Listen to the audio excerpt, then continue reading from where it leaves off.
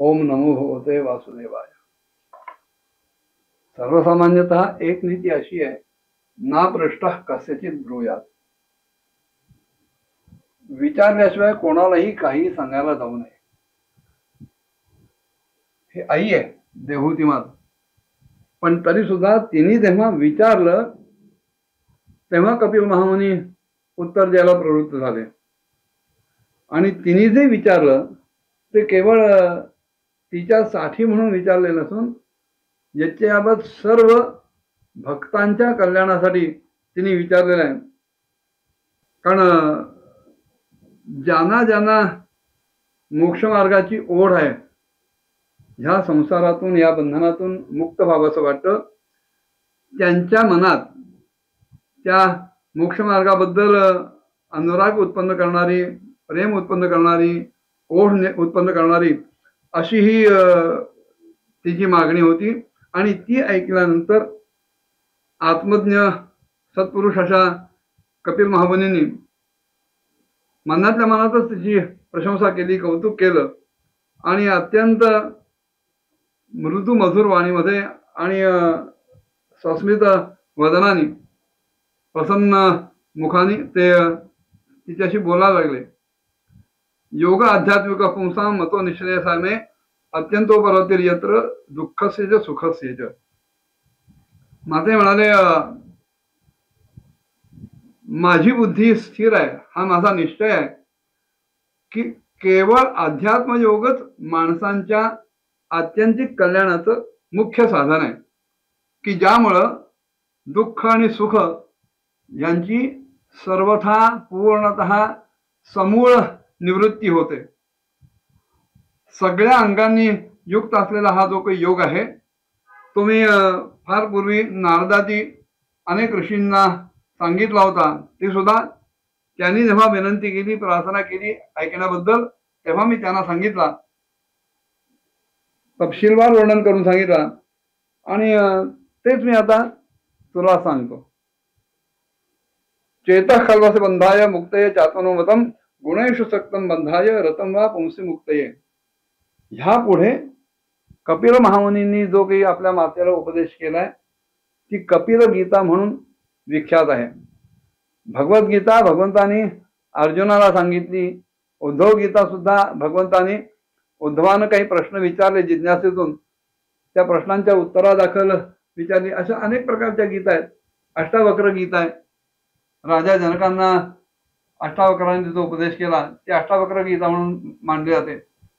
ह्या सगळ्या गीतांचं तात्पर्य एकच आहे की माणसांनी भगवंताच्या ओढीनं भगवंताची भक्ती करावी आणि आपल्या जन्माचं सार्थक करावं, की जे केवळ मोक्षप्राप्तीमध्येच आहे. आणि त्या उपदेशाला सुरुवात करताना कपिल महामुनी म्हणतात की जन्माला आलेल्या प्रत्येक मनुष्य मात्राला बंधनकारक जर काही असेल किंवा मोक्षकारक जर काही असेल तर केवळ त्याचं मन हेच त्याचं कारण आहे. अन्य एका ठिकाणी सुद्धा एक सुभाषित येतं, मनैव मनुष्याणां कारणं बंधमोक्षयोः बंधाय विषयासक्तम मुक्त्यै निर्विषयं स्मृतम. दोन्ही श्लोक हे समांतर आहेत, सारख्याच आशयाचे आहेत की माणसं जेव्हा विषयामध्ये आसक्त होतात त्यावेळेला ते बंधन तयार होतं. आणि जेव्हा सगळ्या विषयांची उपेक्षा करून, सगळ्या विषयांकडे पाठ करून, सगळ्या विषयांच्या बाबतीत उदासीन होऊन माणसं जेव्हा त्या सगळ्या विषयांचा जो निर्माता आहे, ह्या संपूर्ण ब्रह्मांडाचा जो निर्माता आहे, त्या परब्रह्म परमात्म्याकडे जेव्हा जातात किंवा वळतात त्याच्या प्राप्तीसाठी, तेव्हा ती मुक्ती असते.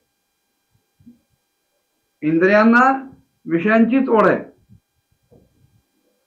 ती ओढ असल्यामुळं इंद्रिय त्यांच्या ठिकाणच्या बळामुळं मनाला तिथे खेचून जातात, नेतात.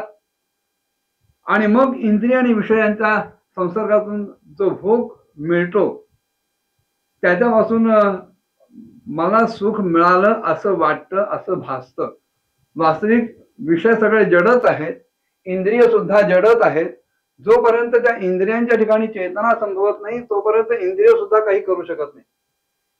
पण जड असलेल्या इंद्रिय आणि विषयांच्या बाबतीत त्या संपर्कातून जेव्हा मी भोगता आहे असा अहंकार निर्माण होतो तेव्हा त्या विषयाचा भोग घेणं सुरू होतं, त्याच्यातून सुखाची निर्मिती होते, सुखाचा आभास निर्माण होतो. तेव्हा कपिल महामुनी म्हणतात, हे मनच आत्मनः चेतः खलु असे बंधाय स्मृतम. हे मनच आपल्या बंधनाला आणि आपल्या मुक्तीला कारणीभूत आहे. गुणेषु सक्तम बंधाय.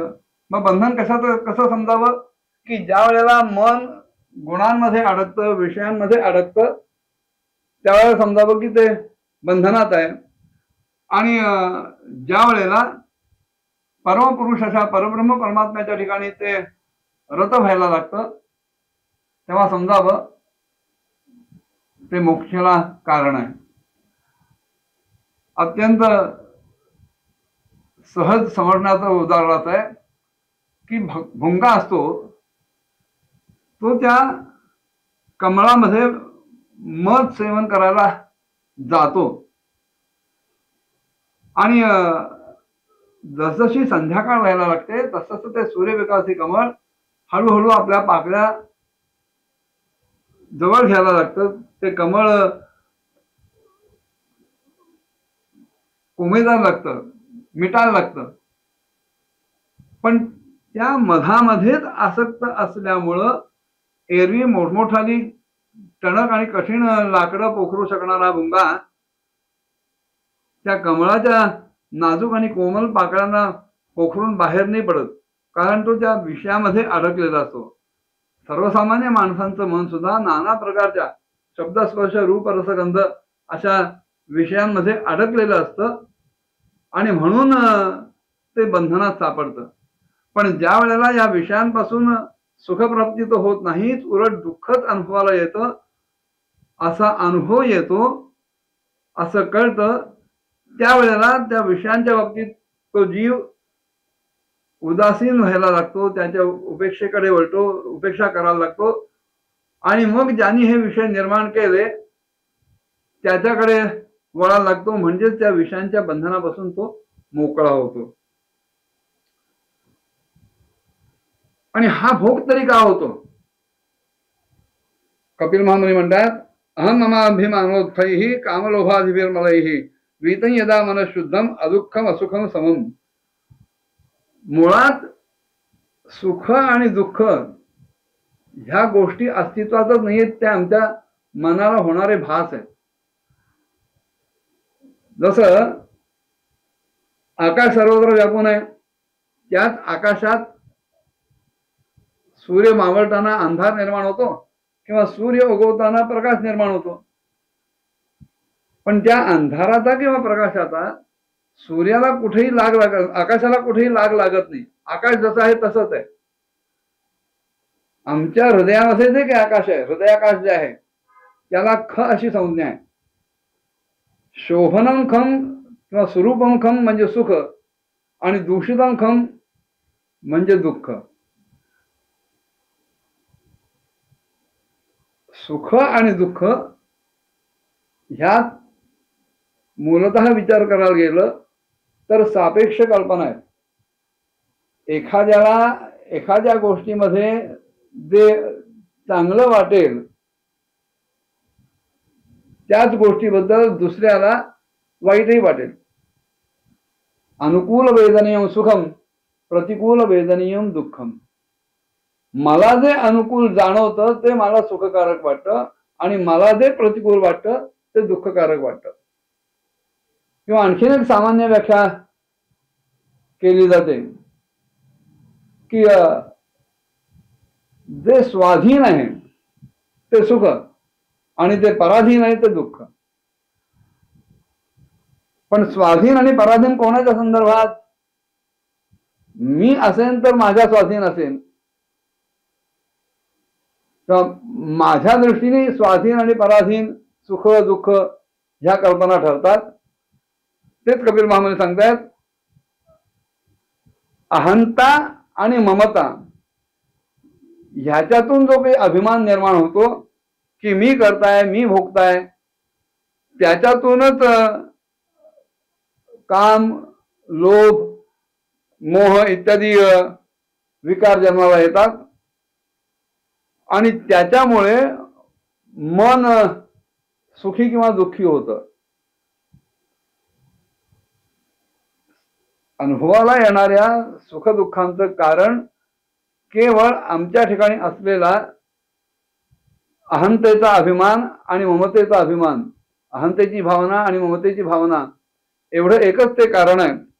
ते जर सुटलं तर मग तिथे सुखाचाही संबंध येत नाही आणि दुःखाचाही संबंध येत नाही. उलट तिथे समत्वाची भावना येते, सगळं सारखंच वाटायला लागतं. मग पुढे त्यांनी काय काय उपदेश केला पुढच्या भागात बघूया. ओम नमो भगवते वासुदेवाय.